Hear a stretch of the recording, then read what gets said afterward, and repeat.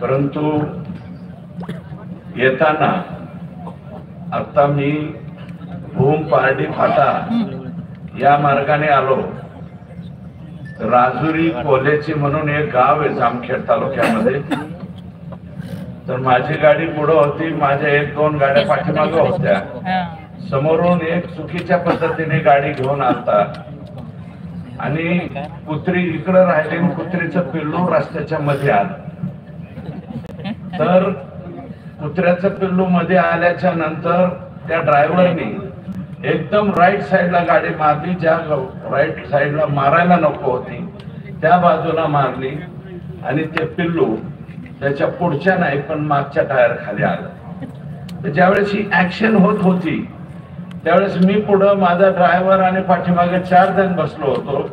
पुण्याची 2 मुलं होती आणि माझ्या बरोबर असणारी 2 मुलं होती। आम्ही 6 जण एकाच वेळेस म्हणलं आई आई आई आई आई आई असं कपकन म्हणलो, आई आई आई आई आई गेलं रे, कुत्र्याचं पिल्लू गेलं। कुत्र्याच्या पिल्लाच्या बाबतीत सुद्धा आपली ही अवस्था होती।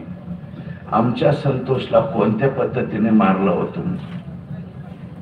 सलग 4 तास याचना करतोय तो, विनंती करतोय, बाबा मी तुमचे नाव कोणाला सांगणार नाही, मला मारू नका रे, मला मारू नका, मला पाणी पाजा। पाणी पाजलं म्हणल्यावर यांनी दुसरं काहीतरी पाजलं ज्याचा उल्लेख मी करू शकत नाही। तर माझ्या माय मावल्या बसलेल्या आहे आणि धाय मोकळून रडत होता माणूस। त्याचे व्हिडिओ कॅसेट काढलेत आणि दुसऱ्यांना दाखवले, बघा याला आम्ही कसं मारतोय। आणि तिकडून आका सांगत होता, बहुत अच्छे मारोय और मारो। अरे कुत्र्याच्या पिल्लाच्या बाबतीत आमची अशी माणसुकी होती। तुम्ही आमचा संतोष 100 तोंडात मारून चौकात मारून माघारी पाठवायचा ना।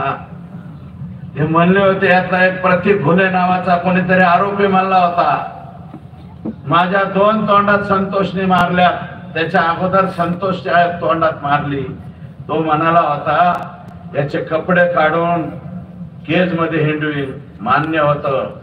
त्याचे सगळे कपडे काढून तुम्ही त्याला केज मधून त्याची धिंड काढायला पाहिजे होती, पण ह्या पद्धतीने मारायला नको होतं। आम्ही धिंड काढलेली सुद्धा मान्य केली असते रे बाबा हो। तुमच्या मनगटात जोर जास्त आलाय, तुमच्याकडे पैसा जास्त झालाय, तुम्हाला माज आलाय पैशाचा, आम्ही तुमचा माज बघून घेतला असता बर का, आणि शांत चित्ताने सहन केला असता। पण तुम्ही आमचा संतोष त्या पद्धतीने मारला। सोमनाथच्या बाबतीत तेच घडलंय। त्यातल्या एका अधिकाऱ्याला सस्पेंड केलाय, पण सोमनाथच्या घरच्या लोकांची मागणी तो रिमूव्ह फ्रॉम सर्व्हिस झाला पाहिजे, रिमूव्ह फ्रॉम सर्व्हिस मध्ये सुद्धा तो राहिला नाही पाहिजे, ही त्यांची डिमांड। अरे संतोषचा हसू बघा ना, हे पाठीमागचा फोटो बघा, सोमनाथचा बघा, BLLBच्या 3rd इयरला हे लेकरू होतं। हा मुलगा, याचा हसरा चेहरा बघा, याचा हसरा चेहरा पाहिल्याच्या नंतर तुम्हाला वाटतं का हा कोणत्या अंगाने गुंड होऊ शकतो म्हणून? कुणाला तरी धोकेदायक हा माणूस होऊ शकतो का? माझा सवाल आहे तुम्हाला सगळ्याला या सभेला।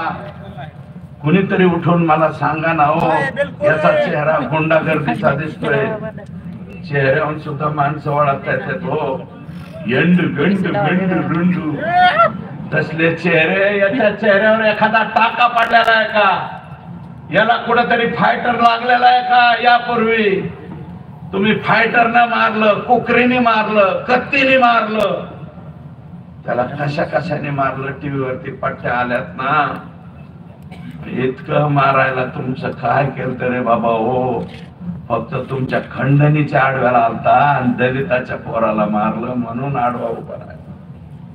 दलित समाजाचा पोरगा आहे तो, ज्याने शुक्रवारी फिर्याद दिली। या कंपनीने, अवादा नावाची कंपनी, यांनी शुक्रवारी फिर्याद दिली। त्यांची फिर्याद घेऊ नका म्हणून ज्या माणसाचा फोन पोलीस स्टेशन